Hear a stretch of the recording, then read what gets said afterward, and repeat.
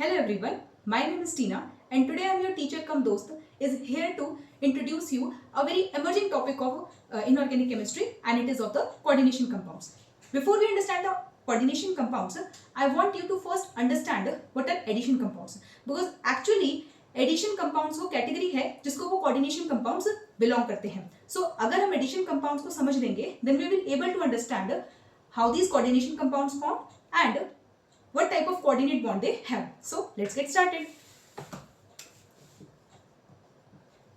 So addition compounds, as we can see that its name suggests these are the compounds which are formed by the combination of two or more inorganic salts, and these salts are also capable of independent existence in the nature. Example के तौर पे लेते हैं एक बहुत ही renowned example, ferrous ammonium sulfate. ये आपके पास में कैसे बनता है? Ferrous sulphate plus ammonium sulphate के कॉम्बिनेशन से ये जो है बनता है. हम जानते हैं कि फेरस सल्फेट भी नेचर के अंदर एग्जिस्ट करता है, अमोनियम सल्फेट भी करता है and they combine to form this addition compounds. Now in order to understand them further, अब हम एडिशन कंपाउंड्स का क्लासिफिकेशन करेंगे. Double salt and coordinate compounds.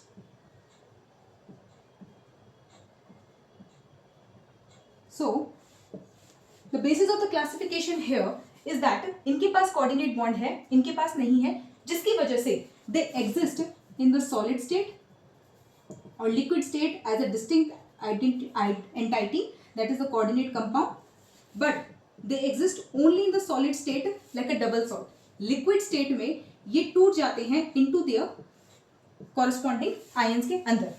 इसको समझने के लिए एक एग्जाम्पल लेते हैं.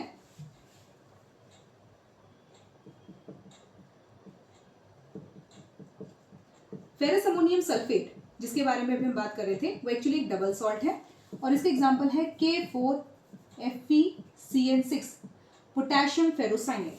तो जब ये सॉल्यूशन के अंदर जाएगा यहाँ पर 2 ammonium ion plus 2 sulphate ion मतलब कंप्लीटली डिसइंटीग्रेट हो जाएंगे अपने आयन्स के अंदर. बट जब ये आपके पास लिक्विड स्टेट में जाएगा we can say that solution state में, तो यहां पर हमें मिलता है एक पोटेशियम आयन के साथ में एक complex ion. So what is the reason कि यहां पर कंप्लीटली डिसइंटीग्रेशन हुआ है और यहां नहीं हुआ है? वो रीजन ये है कि यहां पर प्रेजेंट है कोऑर्डिनेट बॉन्ड मेटल और साइनाइड के बीच में. So this is the coordinate bond between them which make them to exist as a together, and this is called a complex ion, and this complex ion is actually the coordination compound about which we will study. So after studying this classification हम coordination compounds के बारे में क्या बोल सकते हैं कि coordination compounds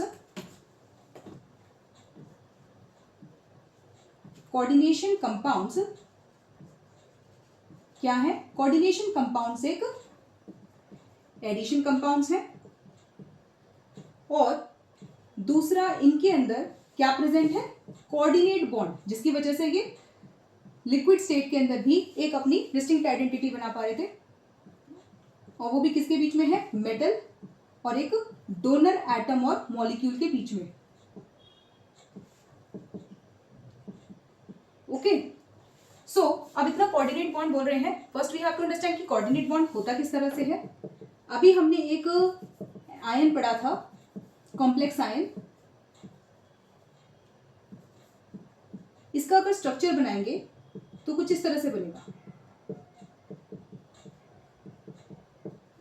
हमने कहा था कि इनके बीच जो बॉन्ड है वो कोऑर्डिनेट बॉन्ड है. So what is that coordinate bond? Actually this is the bond in which electrons are donated by the cyanide but shared by both iron as well as cyanide. So the bond in which electron is given by only one atom but shared by both. सो एक intermediate है आयनिक और covalent bond के बीच में. ठीक है, so that's why it is shown like this, like an arrow, because electrons कौन डोनेट कर रहा है? केवल cyanide ion.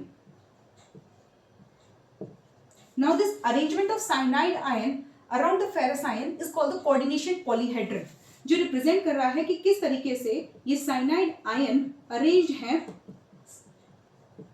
किसके अराउंड? आयरन के around. This is called coordination polyhedron. Now further understand करने के लिए कोऑर्डिनेशन कंपाउंड को हमें कुछ टर्म समझनी पड़ेंगी. और इसीलिए मैं इसको दोबारा से लिख देती हूँ. Okay, so first of all what is this square bracket? जब भी कोऑर्डिनेशन कंपाउंड्स को लिखा जाता है, it is required to have this square brackets here because this square bracket show that they are together not separate. Okay, so this square bracket is called the coordination sphere. Now this donor atom और the molecule जो electrons दे रहा है iron को, cyanide ion, it is called ligand here. एक term आती है coordination compounds के अंदर, लीगेंड. और क्योंकि यहाँ पर 6 साइनाइड आयन, इसके बारे में आगे बात करते हैं. अब ये बात करते हैं ये क्या है, मेटल है. और ये क्या है आपके पास में, पोटेशियम, एक काउंटर आयन जो एक कॉम्प्लेक्स आयन के साथ में जुड़ा हुआ है और उसको एक न्यूट्रल कंपाउंड बना रहा है. तो ये क्या कहलाएगा, counter ion. Now we have studied coordination sphere, ligand and the metal. Another thing that we have noticed here, this number 6, what it is the coordination number. Coordination number ये show करता है कि कितने सिग्मा बॉन्ड्स एक metal के around present है जिसकी वजह से कोऑर्डिनेशन कंपाउंड बन रहा है. But it is not always that this number is equal to coordination number if the ligand is able to form more than one bond. इसी चीज को समझने के लिए अब मैं एक नई टर्म लेके आती हूं, दैट इज कॉल्ड डेंटिसिटी.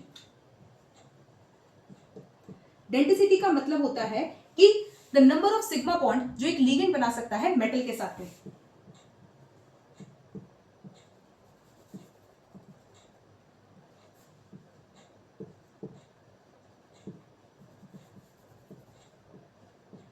और इस डेंटिसिटी के बेसिस पे हमारे पास लीगेंड 3 तरह के होते हैं, मोनोडेंटेट, बाइडेंटेट और पॉलीडेंटेट. ऊपर ले लेते हैं थोड़ा सा. डेंटिसिटी के बेसिस पे ही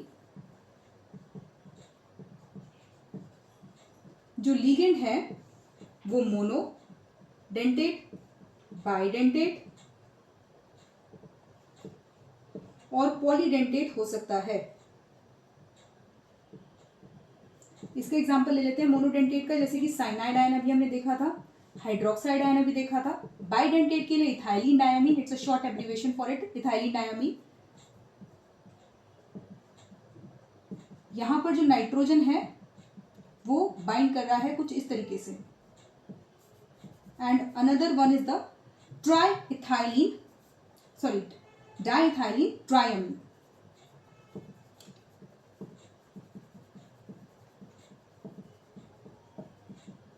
दिस इज डाइइथाइलिन ट्राइअमीन. अब ये मेटल के साथ में कुछ इस तरह से करके अटैच है आपके पास में. ठीक है, so now we have studied what are the ligands, what are their types and the metal atom which is attached to the ligand. One more thing I want to make you understand, what type of metals form the coordination compound? Actually most of the coordination compounds are formed by transition elements. Transition elements, as we know, are the elements that have partially filled d orbital, d subshell, either in their ground state or in the common oxidation state. इनकी valence electronic configuration होती है n-1d 1 to 10 NS2. Due to this d orbital, vacant d orbital, they are able to accept the electron from the ligands. So one of the reason that they are able to form the coordinate bond is the vacant d orbital. Another reason is that we know that d orbital का poor shading effect होता है जिसकी वजह से इनके अंदर nuclear charge काफी ज्यादा है and that's why they are able to attract the ligands toward themselves. So हम कह सकते हैं highly electropositive. और एक लास्ट रीजन आता है their ability to show the variable oxidation state.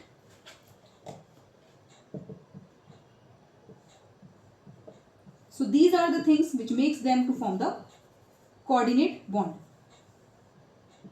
So in today's lecture we have